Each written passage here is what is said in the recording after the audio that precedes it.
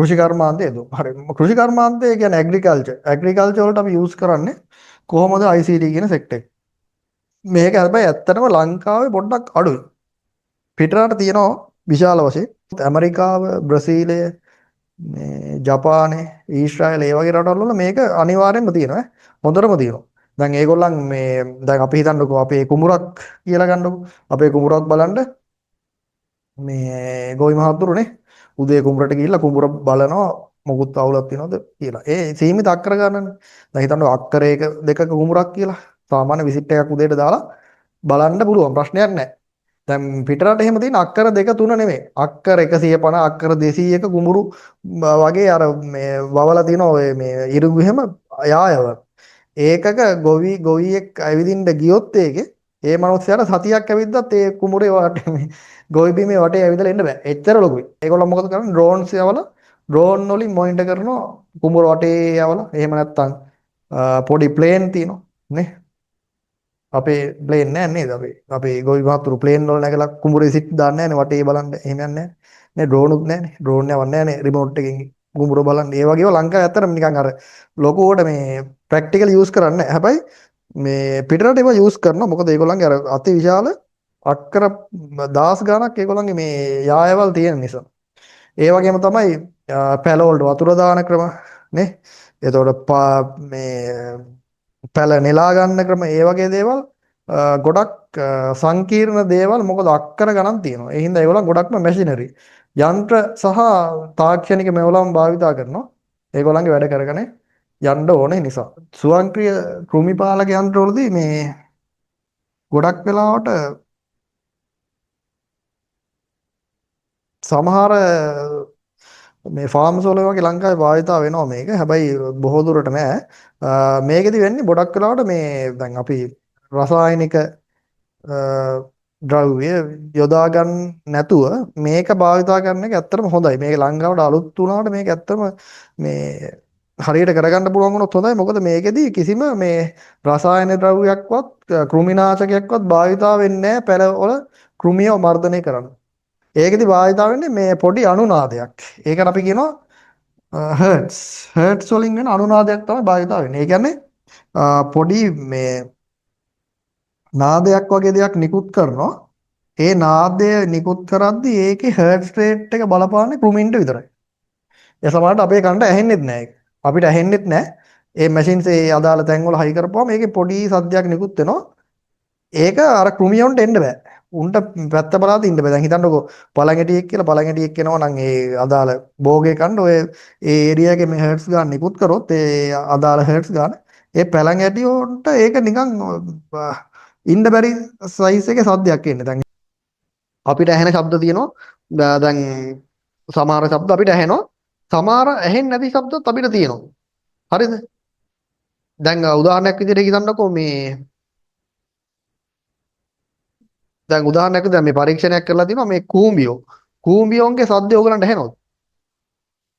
ඔය කූඹි සද්ද ඇහෙන කාට හරි ඇහෙන කවුරුත් ඉන්නවද? කූඹින්ගේ සද්ද අහගෙන ඉඳලා තිනවද? ඈ කාට හරි ඇහිලා තිනවද කියන්න බලන්න. නෑ නේ. කූඹියෝන්ගේ සද්දයක් තියෙනවා. හරිද? කූඹියෝන්ගේ සද්දයක් තියෙනවා. දැන් ඔය කූඹි අර රැල් යන්නේ. උන් හිතන්නකෝ උන් හරි හයියෙන් කතා කරොත් කොහොමද තියෙද? මේ ඉඳලා ඉවරයි නේ ගෙවල් වල එහෙම. ගෙවල් වල ඉන්නම් වෙන්නේ නැහැ කූඹි සද්ද කරන්න ගත්තොත් අය මොකද කූඹි ඉන්නවා ලක්ෂයක් විතර. උන් ලක්ෂයම කෑ ගහන්න ගත්තොත් අපිට ඉන්නම් වෙන්නේ නැහැ ගෙවල් වල. ඒ හින්දා අර අපිව මේ මිනිස්සු විදියට හදලා තියෙන එක එක ක්‍රමයකට. දැන් අපේ හර්ට්ස් ගාන අපිට ඇහෙන්නේ නැති එකකුත් තියෙනවා, ඇහෙන එකකුත් තියෙනවා. ඉතින් අර කූඹින්ගේ සද්දේ මිනිස්සුන්ට ඇහෙන්නේ නැහැ. කූඹි නිකුත් කරන සද්ද මිනිසුන්ට ඇහෙන්නේ නැහැ. ඒ වගේ සත්තු ඉන්නවා. මම අනිත් සත්තු ගැන පස්සේ කියන්න. එහෙම ඉන්නවා. දැන් අපි ගත්තොත් මේ කෘමියෝ ගත්තොත් පොඩි සත්තුනේ. දැන් කෘමියෝ කියලා ගත්තාම ඉන්සෙක්ට් කියලා ගත්තාම ලොකු ඒවුන් නැහැ. නේ උකුස්ස වගේ කෘමියෝ ඉන්නොත්. ඈ එහෙම නැහැ. ඒ අර ඒ අදාළ වගාවට ගිහාම උන් අපි උන්ට කෑ ගැහුවට උන් යන්නෙත් නැහැ. දැන් අර ඉස්සර ගොවියෝ අර එහෙම අර පන්නනෝනේ අර වී කුරුල්ල එහෙම පන්නන්න ඉස්සර මම අහලා තිනවා එහෙම මොකක් හරි සද්දයක් දාපුවා මුන් යනවලු. උන්ට ඇහුණාට අර පොඩි පොඩි පළඟැටියෝ යන්නේ නැහනේ. නේ උන්ට කෑ ගහලා අපිට පන්නන්න බෑ. දැන් ඒතකොට ෆ්‍රීකවෙන්සි රේට් එක වෙනස් වෙනවා මේ එක එක සතාගෙන් සතාට. හරි. එතකොට ඒ ඉන්න පොඩි සත්තුන්ගේ හර්ට්ස් රේට් එකට සමාන සද්දයක් නිකුත් කරොත් ඒ සත්තු ඒකට ප්‍රතිචාර දක්වනවා. අන්න ඒ වගේ හර්ට්ස් ගාන වැඩි කරලා සංඛ්‍යාත නිකුත් කරනවා මේ උපකරණේ. නිකුත් කරපුවම කෘමීන්ට ඒ රේන්ජ් එකේ ඉන්න බෑ. උන් යනවා. ඒ සද්ද හැබැයි මිනිස්සුන්ට ඇහෙන්නේ නැහැ. තේරෙනවද? ඒගොල්ලෝ ඒ සද්ද මිනිස්සුන්ට ඇහුන්නේ නැහැ. නැත්තම් ඒ සද්ද දාපුවම ගොවියෝ ටිකක් දුවනවනේ. හිතන්නකො අපිටත් ඔය සමහරලාට ඔය එක එක පාරේ යද්දිනේ ෆෝන් ගහද්දීම ඔය පාරේ යද්දි ෆෝන් ගහද්දීම ඉන්න අමාරු නිකන් නේ නිකන් විසික් වෙලා යනවා සද්දේ නිකන් අමාරුවක් කියනවනේ අපිට අන්න ඒ වගේ අපේ හර්ට්ස් ගන්නට ඒ හර්ට්ස් ගන්න ගැලපෙන්නේ නැහැ නේ දැන් සින්දුවක් කියද්දි නේ දැන් හිතන්න ගායකයෙක් හරි ගායිකාවක් හරි සින්දුවක් කියද්දි අපි ඒක ආසාවෙන් අහන් ඉන්නේ එයා නිකුත් කරන හර්ට්ස් ගාන අපේ රේන්ජ් එකට ගැලපෙනවා. ඒ කියන්නේ අපේ සංඛ්‍යාතයට ඒ සංඛ්‍යාතේ මර්ජ් වෙනවා. ගැලපෙනවා. ඉතින් ඒ හින්දා තමයි අපි නිකන් අර මනෝපාරක් දාලා නේ නිකන් සීන ලෝකයක්ම වගේ හින්දු අහගෙන ඉන්නවා. හරි ආසයි මේ වහන්න නේ. ඇයි ඒ හර්ට්ස් ගාන මැච් වෙනවා. දැන් හිතන්නකො කවුරු හරි සින්දුවක් ෆ්ලැට් කිව්වා කියලා හරියට කිව්වේ නැහැ කියලා ඒක අපිට තේරෙනවා.